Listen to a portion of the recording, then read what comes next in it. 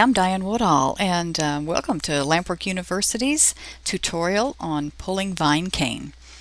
This little cane is called vine cane because it's used to make vine on floral beads. You can either put it under encasing or you can put it on the surface and melt it in.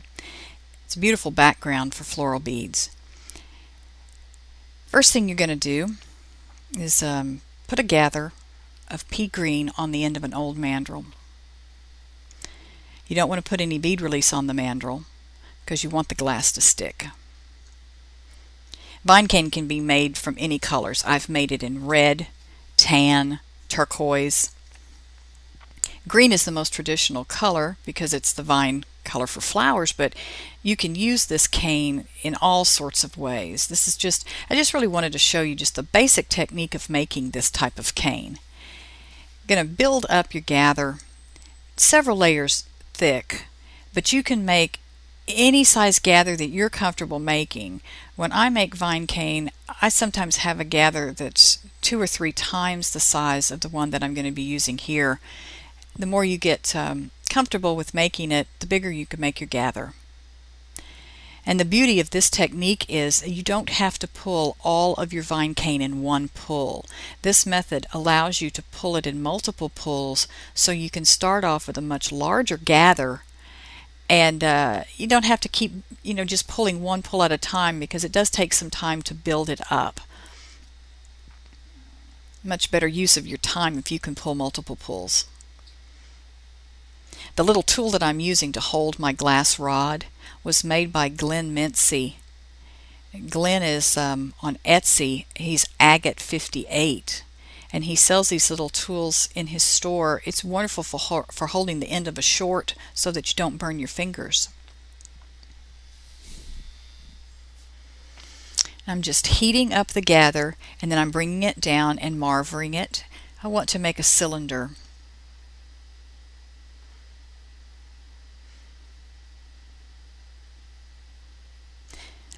Here I'll be adding just one final row of the pea green. You could use grass green.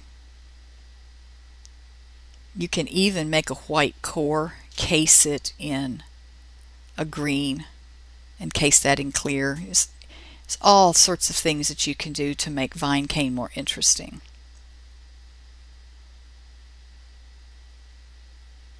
This is the most basic vine cane you can make.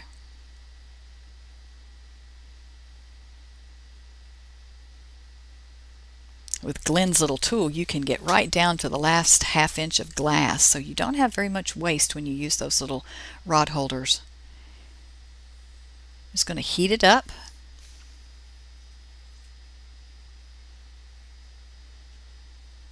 Marver it down to a cylinder. I'm not pressing very hard at all. Now I want it to flatten the end, because when I lay on the stripes, I want to be able to position them evenly on both sides. So what I've done is I've made a little mark using my Karina magic wand, and then I know where to place my stripe. I'm only going to put 2 stripes on this cane. You can put as many stripes as you want. The more stripes of black that you put, of course, the darker your cane is going to be. I'm only putting 2, so this is going to be a very light cane. And the black that I'm using is Reichenbach Deep Black. You can get this from Olympic Color Rods, which is glasscolor.com.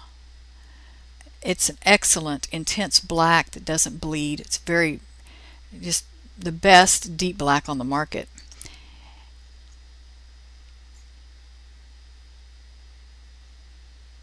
I'm pushing the glass to touch the mandrel so that I'm going to be casing this in clear, and I don't want, as I'm pulling my cane, I don't want it to just peel right off the mandrel.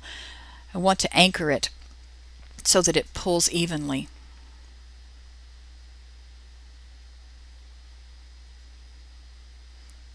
This Karina magic wand is a wonderful tool.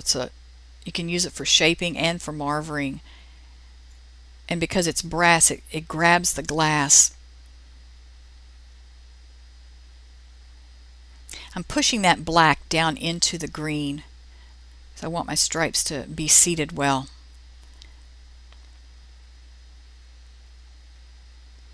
This is Moretti Super Clear. It's not necessary when you're doing a cane like this to clean the end. You know, you have a little scummy end where glass is cut, because that end, you're never going to see it. It's just what you're using to anchor it to the mandrel, so you don't even have to bother with cleaning the end. But here's a little trick when you're casing in around the world like this over a stripe. I don't want that black stripe to smear. So what I'm doing is I'm applying pressure when I'm on the green, and then when I get to the black, I lift up just a tiny bit. I don't want to have as much pressure.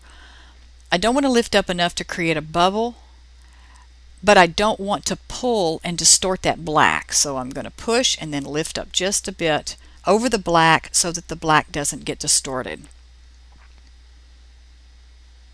When you do this yourself, you'll understand.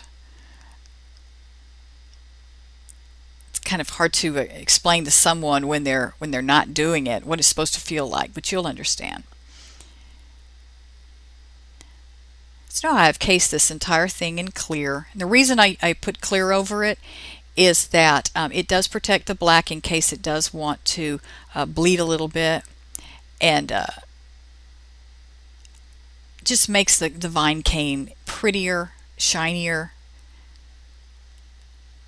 You don't want to case in green though, because if I were to put this vine cane onto a base, say a pink base, if I cased it in green, that green would react with the pink and it would change the color of the cane.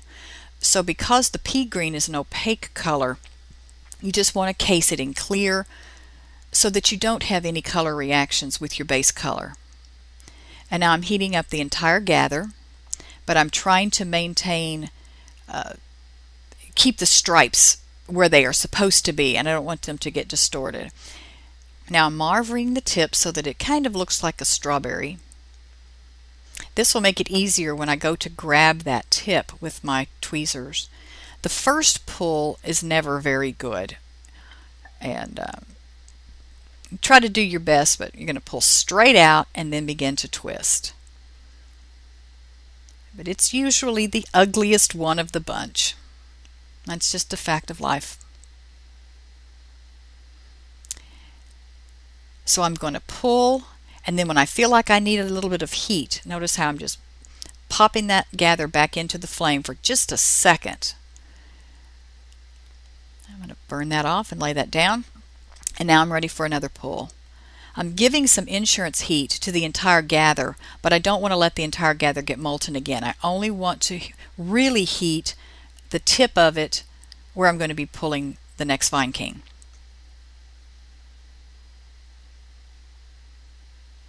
There we go. And it's really just a dance of pull, twist, pop it back in the flame when you need a little bit of heat, and just bob in and out.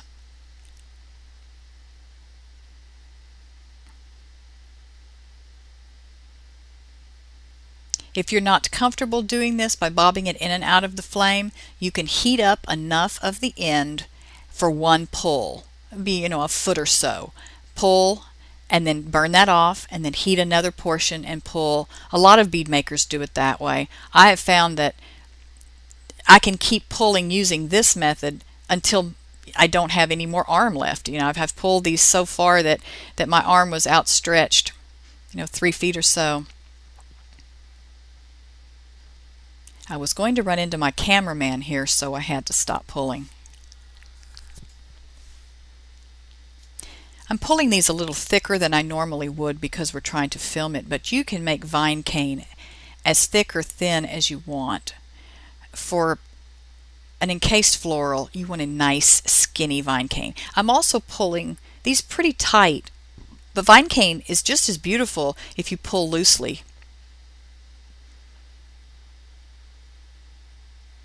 The more stripes you have, the less tight you have to pull. So I have 2 stripes here, so I'm pulling more tightly than if I had 4 stripes. bobbing it in and out of the flame, giving it some heat when I need it. And I'm pulling with my left hand, twisting with my right.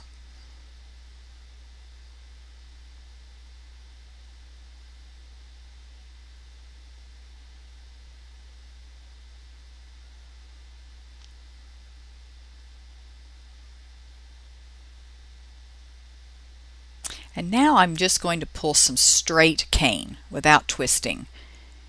Sometimes it's nice on a flower bead to be able to vary whether you have some twisted cane, whether you have some straight cane.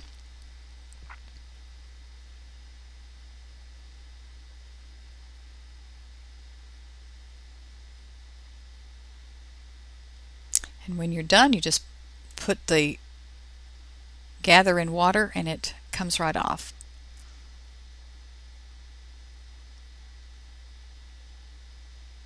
There's the straight cane.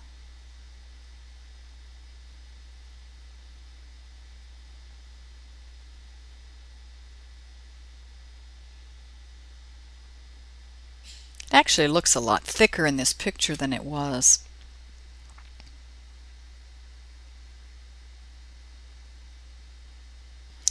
Thank you for watching, and I hope you've enjoyed learning how to make a vine cane.